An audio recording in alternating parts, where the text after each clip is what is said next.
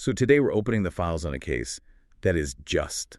It's pivotal, it's painful, and it's incredibly controversial. It really is a story that absolutely shook West Germany back in the early 1980s. Yeah, it's this complete collision of personal tragedy, a failing system, and then this spectacular act of vengeance right in the middle of a courtroom. We're looking at the case of Marianne Bachmeier. The documents we have in front of it, I mean, they lay out this comprehensive timeline of her life, the horrific crime against her daughter, Anna, and then the act of vigilantism that followed. And it really forces you to grapple with these big questions, where the lines between justice, the law, and just pure revenge really sit. Exactly.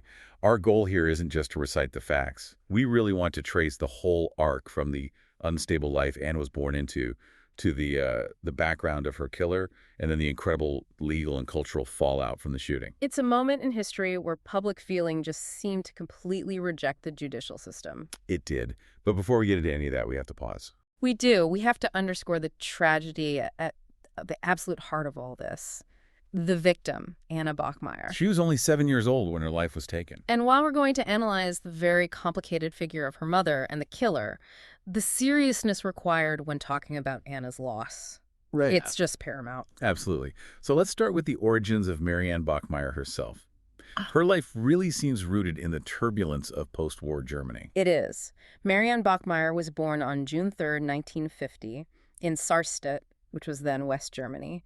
And you can't really understand her early life without thinking about the Second World War. Right. Her parents were refugees. They'd fled East Prussia. And that kind of profound disruption, it carries a lot of instability, both emotional and economic, into their new lives. And the home she grew up in, it was described as conservative and religious, but it sounds like it was anything but peaceful. Not at all. It was a very difficult upbringing. A huge part of that turbulence was her father. The sources describe him as a classic authoritarian figure, but they give us one really crucial detail, a piece of historical context. Which is? He was a former member of the Waffen-SS. Wow. That detail it's explosive. We're talking about the late 60s, early 70s when she's growing up. Exactly. The children of former Nazi members were dealing with this incredibly conflicted national identity. So how did that actually play out inside her home? Well, the documents say he was an aggressive figure and a heavy drinker. A dangerous combination. A very dangerous combination. An authoritarian, possibly traumatized man with the aggression fueled by alcohol. It made for a profoundly challenging home. And for that generation of kids, having a father who'd been in the SS, it just compounded all the normal difficulties of growing up.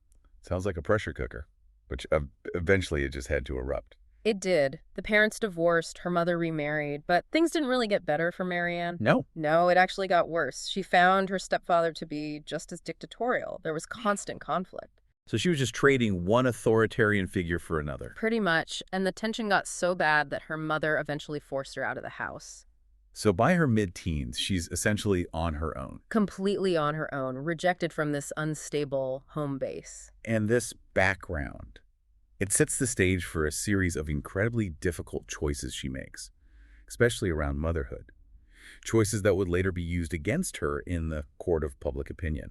And this is where the story requires a lot of sensitivity. No. At just 16 years old, in 1966, she has her first child. 16. Yeah. And given her age and her situation, she placed the infant for adoption almost immediately. And that happened again. 2 years later, at 18, she was pregnant a second time. And the sources specify that she was raped shortly before that child's birth. It's just awful. And that infant, too, was placed for adoption. So she'd already made these two heartbreaking decisions before she was even really a young adult. Right. So Anna, born in 1972, represents her decision to try and keep a child. Anna arrived in November of 72. Marianne was 22, and she'd conceived Anna with the manager of Tapasa, the pub where she worked. And this time, she was determined to raise her alone. As a single mother, yes. But her life was defined by that job. She was a barmaid, working late nights, which meant Anna's environment was, well, it was very atypical. And the sources are pretty clear about this, aren't they? The pub was basically Anna's playground. Her playground, and sometimes her bedroom, yeah. This lifestyle choice became a major point of scrutiny long before the murder. How so? Well, Marianne worked late, and the descriptions from that time say she never really felt a need to rush home, so Anna was often just in or around the pub. And later documentaries really focused on that, didn't they? They did. In the mid-'80s, after the shooting, two documentaries, No Time for Tears, and Anna's Mother, they really dug into this. They painted a picture of a mother who would sleep late into the day after her shifts. Leaving a 7-year-old girl to fend for herself. Essentially, yes. What did friends and people who knew them say about their life? About Anna? Friends always described Anna as a vibrant, energetic kid, which just makes what happened even more tragic. Of course. But they also confirmed she didn't have a conventional family life. They talked about her sleeping in corners of the bar while her mother socialized or partied. It sounds like Marianne treated her like a little adult. That's the exact phrase used. She expected a level of self-sufficiency that was just way beyond a 7-year-old. This detail adds so much complexity to how the public saw her later on. She's a mother who clearly loved her daughter, but she was also struggling. That's the critical nuance here. The sources confirm Marianne knew her lifestyle was problematic for a child. She was aware of it. Acutely aware, to the point that she had at one stage seriously considered putting Anna up for adoption as well. It shows this deep internal conflict, this whole background, the instability, the tough choices. This is the foundation for the horror that was about to unfold. And that unstable environment then leads directly to the events of May 1980. So let's shift our focus to the crime itself, and maybe more importantly, to the shocking history of the man who committed it. The day was May 5, 1980. Anna had an argument with her mother about something, and she decided to skip school. Just this seemingly minor act of childhood rebellion? But one that put her directly in the path of Klaus Grabowski, a 35-year-old local butcher. And the way they knew each other was so seemingly innocent. It was. The sources say Anna had visited Grabowski's home before. She went there to play with his cats. So there was a level of familiarity, a perceived trust. Which he seems to have exploited. On that day, he abducted her. He held her for several hours. And the details of what he did, as laid out in the sources, are just profoundly disturbing. He sexually assaulted Anna, and then he strangled her. The weapon he used was a pair of his fiancé's tights. unbelievable. Then he tried to hide what he'd done. He put her body in a cardboard box and left it on the shore of a canal. But the investigation was quick. He was caught almost immediately. He was. Thanks to his fiancée, she went to the police and turned him in.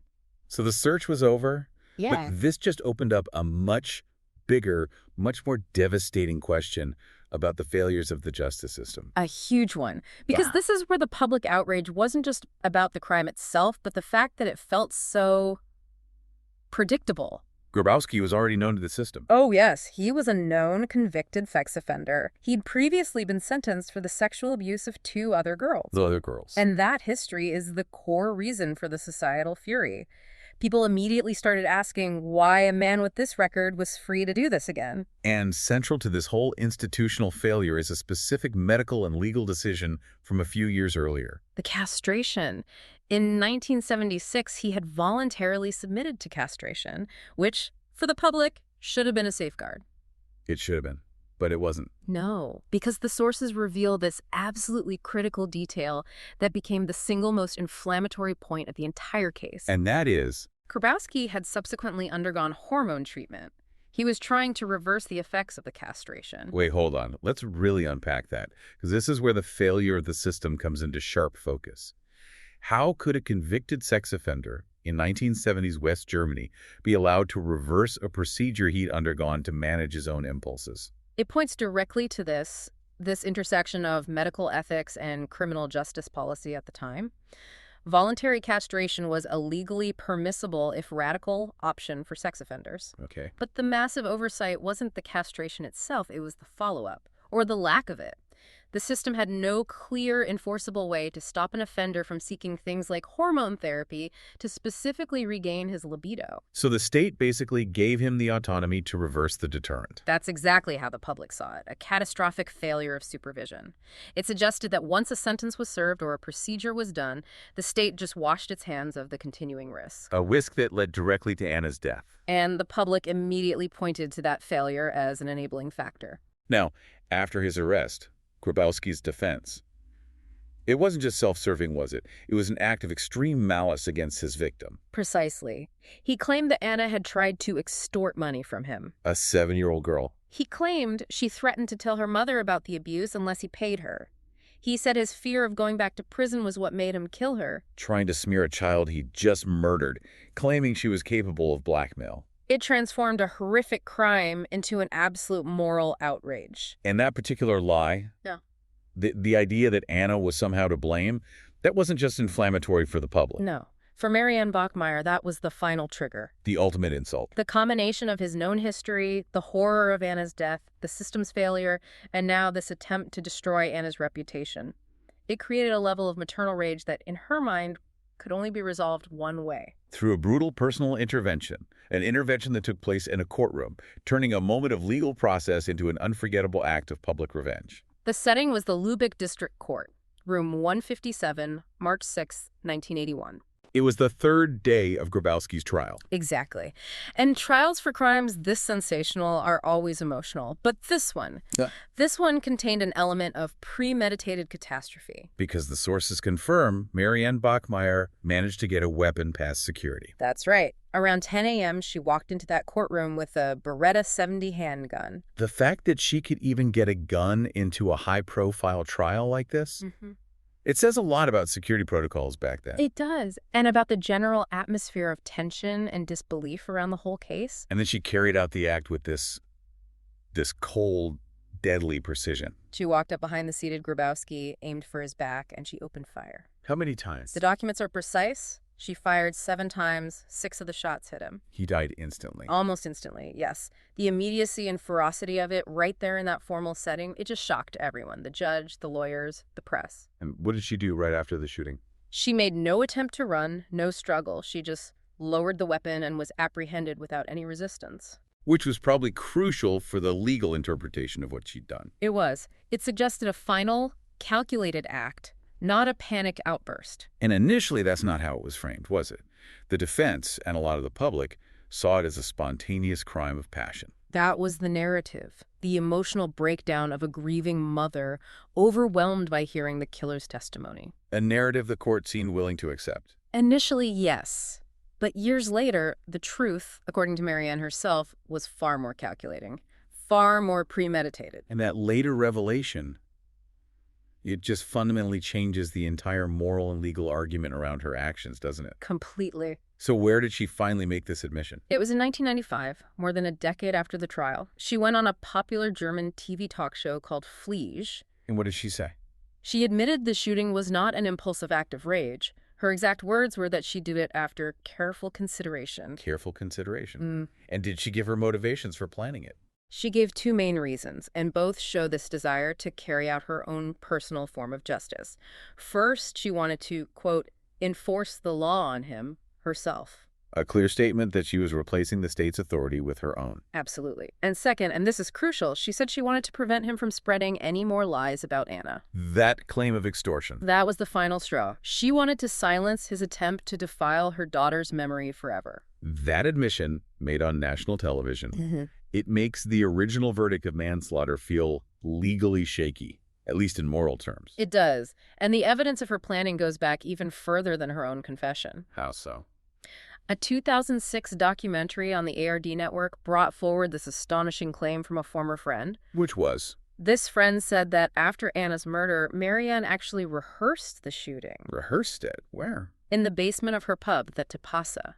If that's true, it paints a picture of extreme, cold calculation. We're not talking about a sudden burst of agony. We're talking about an execution. Weeks, maybe months of planning, visualizing the act. The narrative of the grief-stricken mother was convenient for her defense, but her own words and other sources strongly suggest that what happened in room 157 was a deliberate mission of revenge. And regardless of whether the court saw it as premeditated at the time, that public act of defiance, it just instantly lit a fire under a national debate about justice. The shooting immediately turned the Bachmeier case into something almost mythological in West Germany. The media coverage was just unprecedented. We hear about media frenzies now, but in 1981, this was massive, wasn't it? It was huge. TV crews came to Lübeck from all over the country, from all over the world. Why do you think this case, in particular, just captured the international imagination? Well, it has all the elements of a classic tragedy, you know? A small, innocent victim, a repulsive killer, a failed system, and then this spectacular act of revenge by a grieving parent. It tapped into a very primal fear. A primal societal fear that the state can't protect its children. And it offered this shocking, illegal, but for many people, understandable answer. And the immediate public reaction, while she was in custody, it was overwhelmingly supportive. It was incredibly tangible. She received countless messages, flowers, gifts. This was widespread public sympathy. People saw her not as a killer, but as someone who did what the system failed to do. A kind of vicarious revenge for a society that felt betrayed by its own institutions. Exactly. But of course, there was the fundamental counter-argument from the government and legal experts. That a state based on the rule of law can't function if citizens decide to carry out their own capital punishment. Right, the Rechtsstaat. While everyone understood her suffering, upholding the rule of law was paramount. The debate became, do you apply the law strictly, or do extreme circumstances basically excuse a crime? And while she was awaiting trial, she made a decision that funded her defense but really complicated her public image. She sold her life story Cool. to the news magazine Stern for about 100,000 Deutschmarks. Now, 100,000 DMs in the early 1980s. Yeah. That was a lot of money. A very significant sum. For you to get a sense of it, the average yearly salary for a skilled worker might have been around 30,000 DM. So this was several years' income. Enough to afford a top-tier legal team. It was. But it also raised these deep ethical questions about commercializing a tragedy. And when Stern published her story, it caused that initial wave of public support to fracture. It did. The moment they published the full biography, with all the sensitive details about her first 2 children being adopted, her public image was changed forever. She no longer fit that simple, innocent, grieving mother archetype. Exactly. The public now saw a much more complicated, maybe morally flawed woman who had made a lot of difficult, painful choices. The sympathy for the act of revenge was still there, but that universal adoration, it faded. And the conversation wasn't just about her, was it? It turned back with a vengeance on the judiciary. That failure was the most indefensible part for the German government. The criticism was intense, and it focused squarely on why the judiciary had allowed Grabowski access to hormone treatments to regain his libido after his castration. It was seen as the state actively helping a predator rearm himself. That's how it was perceived. A systemic failure that gave immense moral weight to what Marianne Bachmeier did next. So let's look at the trial itself. She was initially charged with murder, with mord. How did the prosecution end up dropping that charge? Well, German law makes a very specific distinction between Mord, which is murder, and Totschlag, which is manslaughter. And the difference is? Mord requires proof of specific intent or base motives like malice or cruelty. Totschlag, on the other hand, can accommodate acts that are committed in moments of extreme emotional distress or diminished capacity. A crime of passion, essentially. Right. So by dropping the Mord charge, the prosecution was signaling that they accepted the defense's argument that her capacity to act rationally was just severely compromised by grief and rage. Even though the act was clearly lethal? Precisely. After 28 days in court, the verdict came down on March 2nd, 1983. She was convicted of Totschlag, manslaughter, and unlawful possession of a firearm. The court basically upheld the idea that it wasn't premeditated murder in the legal sense. A verdict we now know she herself later contradicted. Flatly contradicted, yeah. And the sentence. 6 years. For killing a man in a courtroom, that feels remarkably lenient. It was a clear recognition of the overwhelming mitigating factors. The sentence reflected both the gravity of taking a life and the huge public sympathy for her. But the real leniency was how much time she actually served. She was released on probation after serving only 3 years. Which brings us back to the psychological core of this. She never showed any remorse for killing him. Never. Not a bit. And that's paramount. It suggests that for her, the trial was just a formality. She had already achieved her goal. Justice, as she defined it, had been served by her own hand. And the state's response. The conviction for manslaughter and quick release. Yeah. It let them uphold the law while also kind of nodding to public feeling. You could see it that way. The conviction was a legal necessity, but her freedom after 3 years was arguably a concession to public sentiment. It's interesting, though. What about her confession of premeditation in 1995? Why wasn't the case revisited? Legally, premeditation would make it mord. That's a key point, and it comes down to the legal principle of ne bis in idem, or double jeopardy. You can't be tried for the same crime twice. Exactly. Since she'd already been tried, convicted, and served her time for Totschlag, her later admission. While it was shocking, it couldn't legally change the verdict. It had historical and moral weight, but no further legal consequences for her. So after her release, she tried to build a new life, far away from Germany. She was released in 1985, and she tried to, difficult to move on. She married a teacher that same year. And that marriage took her very far away, didn't it? She was really trying to escape her past in Lubeck. She was. In 1988, they moved to Lagos, Nigeria. And Yes, they lived in a German expat camp where her husband taught at a German school. It was a very deliberate attempt to find anonymity to get away from the media scrutiny. But that didn't provide the stability she was looking for. It seems not. The marriage ended in divorce in 1990. After Nigeria, she moved again, and she found a new purpose in southern Europe. She went to Sicily. To Sicily, yes. And she started working as an aide in a hospice in Palermo. That's quite a shift. From a barmaid who killed a man in court to someone caring for the terminally ill. It's another fascinating, complex layer to her story. And while she was there in 1994, she published her autobiography, Palermo, Amore Mio. So this whole time abroad was an attempt to reinvent herself, but the past just kept pulling her back in. It did. She was drawn back into the media orbit. In 1994, she gave a big interview to Deutschlandfunk Radio. But that 1995 appearance on Fliege was the real key moment. Where she finally admitted to the premeditation. And clarified her motive was to execute justice and protect Anna's reputation from Grabowski's lies. It's almost as if she wasn't content with the court's view of her as a woman who just lost control. That's a great way to put it. She wanted history to know that she was a woman who made a deliberate choice to enforce justice when she felt the state had failed. What ultimately brought her back to Germany for good? Her health. While she was in Sicily, she was diagnosed with pancreatic cancer. As it progressed, she returned to Germany for palliative care. And her final days were, well, they were also a kind of media event. She controlled her narrative right to the very end. Before she died, she invited a reporter, Lucas Maria Boomer, to document the last stages of her life. And that became a film. It did. The 1996 film, The Slow Death of Marianne Bachmeier. She died quite young, only 46. She passed away on September 17th, 1996, in a Lübeck hospital. And her burial place is maybe the most poignant detail in the entire story. A final, silent statement. She's buried next to her daughter, Anna. In Bergtor Cemetery in Lübeck, the vengeful mother reunited with the child for whom she risked everything. And the cultural footprint of this case is just immense, isn't it? It proves it was so much more than just a crime story. It became a prominent fixture in German conversations about law, morality, and revenge. The sources list so many cultural representations. Absolutely. Within 3 years of the shooting, there was a play. This is for you, Anna. That same year, 1984, there were 2 separate feature films about the case. Anna's Mother and No Time for Tears. Yes. The public was consuming and debating this event in real time through art. And it continues to be revisited in documentaries decades later. Documentaries came out in 93, 2006, 2017.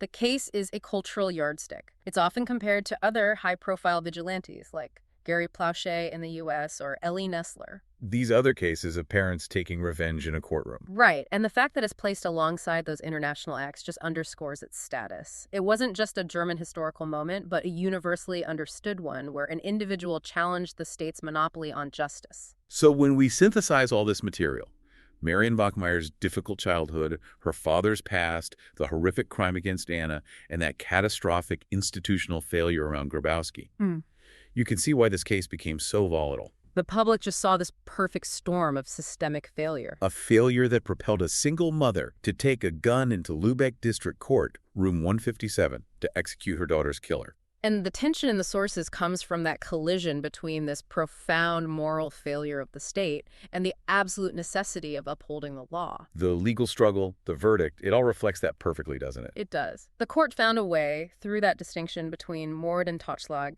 to acknowledge her humanity and her grief. It resulted in a 6-year sentence that was cut in half. An outcome driven entirely by the shocking details of the killer's background and that overwhelming public support for what she did. But the final twist is that Bachmeier herself rejected the court's compassionate framing of her as someone who just lost control. In her later admissions, she insisted her act was a deliberate enforcement of justice to silence Grabowski's final insult against her daughter. She never, ever expressed remorse for killing Klaus Grabowski. That unwavering position, even on her deathbed, it really speaks volumes. It suggests her need for closure just superseded the law, and maybe even any capacity for regret. The killing was a necessity for her, not a mistake. So we'd invite you to consider what that lack of regret implies. If a system fails so completely that a mother feels she has to take justice into her own hands, and then spends the rest of her life justifying the premeditated nature of that act. What does that tell you about the true nature of closure in the face of such an immense, irreversible loss? For Marianne Bachmeier, that closure was lethal, it was private, and it was completely unapologetic. Thanks for listening.